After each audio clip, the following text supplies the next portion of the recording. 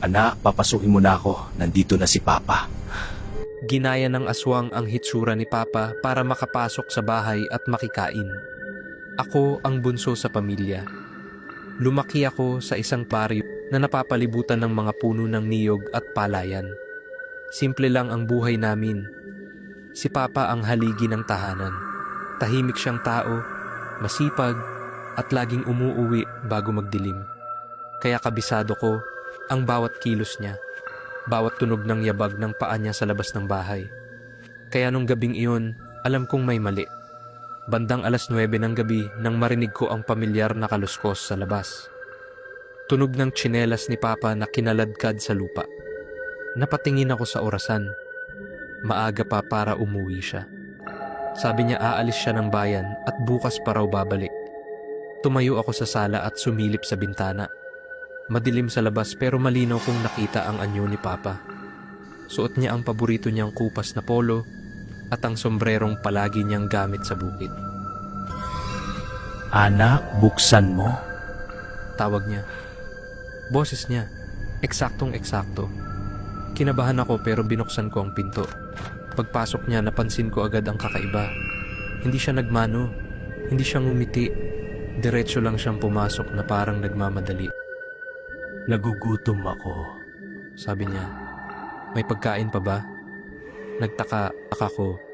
Si Papa, kahit pagod, palaging nagtatanong muna kung kumain na kami. Ngayon, sarili lang niya ang inisip. Tinawag ko si Mama.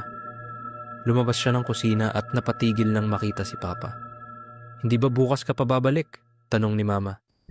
Ngumiti si Papa, pero malamig ang ngiti. Hindi ko na kinaya ang gutom. May kung anong gumapang sa batok ko. Ang ngiti niya. Hindi ko maalala na nakita ko na iyon dati. Naupo siya sa mesa at agad dinampot ang ulam. Kanin at isda lang iyon. Pero kung makakain siya, ay parang ilang araw siyang hindi nakakain. Diretso ang subo, walang salita, walang tigil. Naririnig ko ang malakas niyang pagnguya. Sobrang lakas. Napatingin ako sa kamay niya. Nangingitim ang mga kuko. Mahahaba. Parang hindi kay Papa.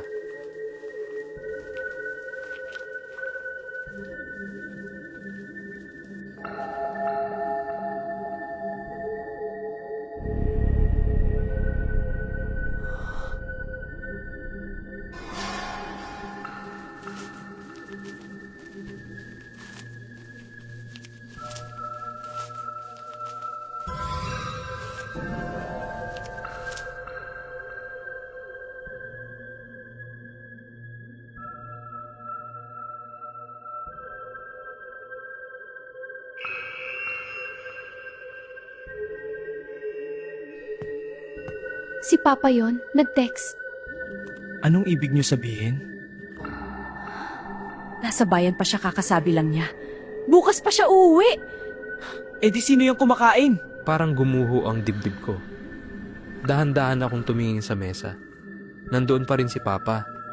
O kung ano man ang ginagaya ang itsura niya, tuloy-tuloy pa rin ang pagkain. Napansin siguro niya ang takot sa mukha namin. Unti-unti siyang tumigil. Dahan-dahang itinaas ang ulo niya. Bakit kayo ganyan tumingin? Tanong niya. Pero hindi na boses ni Papa ang narinig ko. Mas mababa, mas paos. Tumayo siya.